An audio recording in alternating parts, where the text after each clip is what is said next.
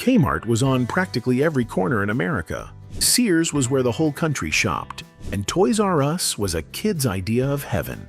And today, almost every one of them has vanished. These were the stores we were sure would be around forever. Now they live only in our memories. Today we are walking back through the great American stores that shaped growing up and what made each one unforgettable.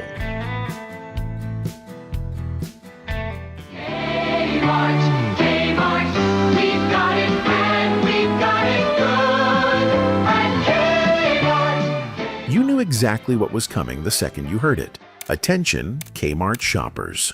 The whole store stopped because somewhere a blue light started spinning and a deal had just begun. A store manager came up with the blue light special in 1965 to move slow merchandise, and somehow it became a national event. Kmart was the biggest discount chain in America, with more than 2,400 stores at its peak. And then there was that little cafeteria and the sub sandwich we still cannot forget. Now that blue light is gone for good. For decades, Sears was the biggest retailer in the whole country, the place where families bought just about everything. But the real magic showed up once a year in the mailbox. The Sears Wish Book landed every fall, and we spent hours flipping through hundreds of pages, circling everything we hoped to find under the tree at Christmas.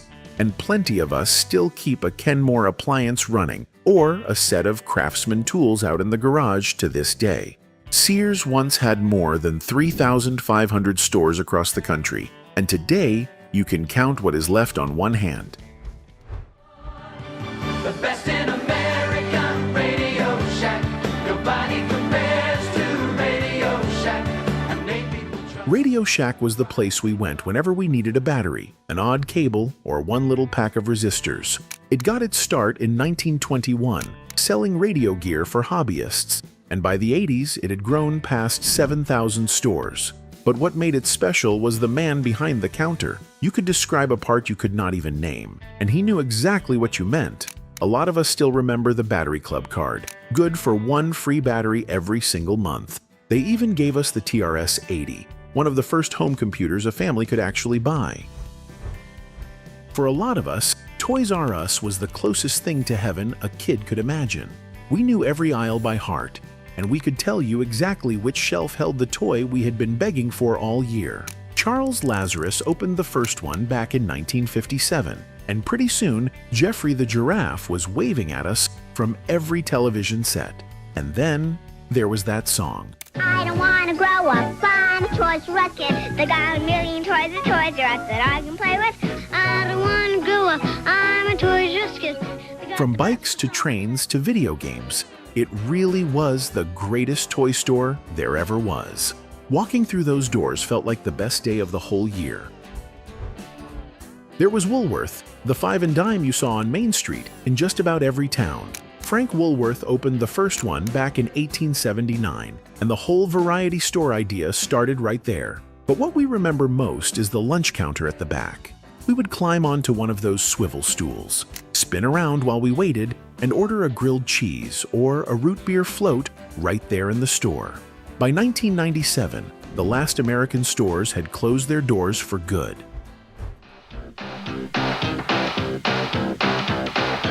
Push it, click it, press it, click it, tune it in, turn it on. This is what you watch it on. Any way you work it, integrate your circuit. When it was time to buy something big, a new television, a VCR, your first stereo system, Circuit City was where the whole family headed.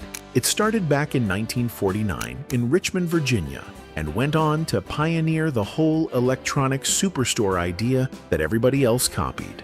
For a while, it was the second biggest electronics chain in the country.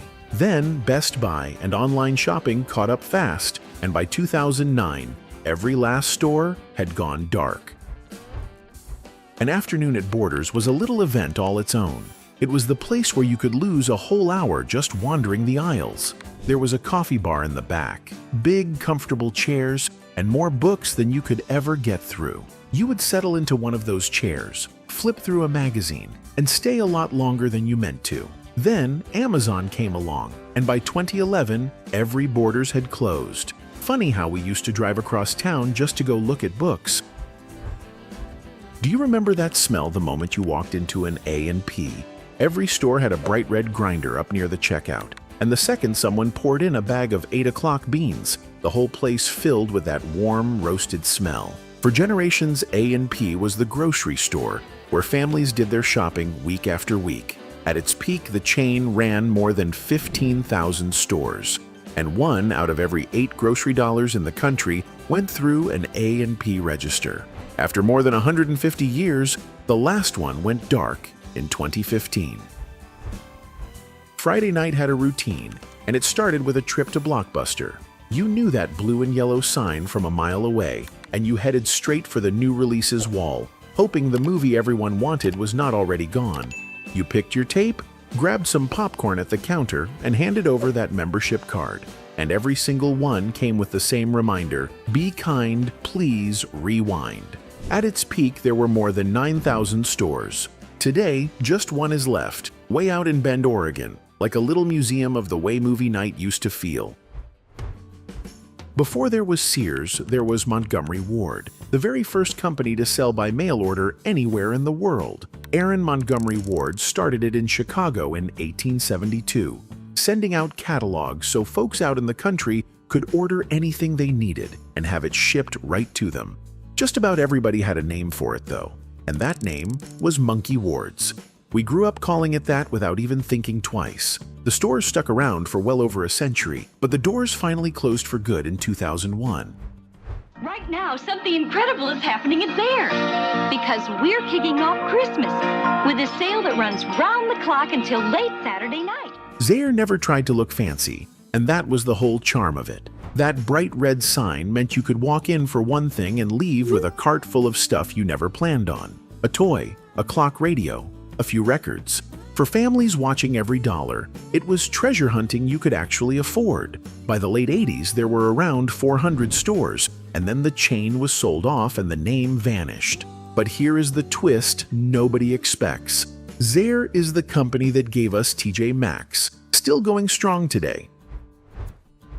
Picture writing your shopping list on a little paper form with a golf pencil, handing it to a clerk, and watching your stuff come rolling out of the back on a conveyor belt. That was service merchandise, and there was no other store quite like it. You walked through a showroom full of display models, jotted down the item numbers of whatever you wanted, and waited a minute for it to appear. For a kid, it felt like pure magic. It grew into one of the biggest catalog showroom chains in the country. But by 2002, every last one had shut its doors. Every one of these stores has its own story, and a lot of them have their own full video right here on the channel. So take a look after this. Which store do you miss the most? Drop it in the comments and hit subscribe to Memory Trails so you do not miss the next one.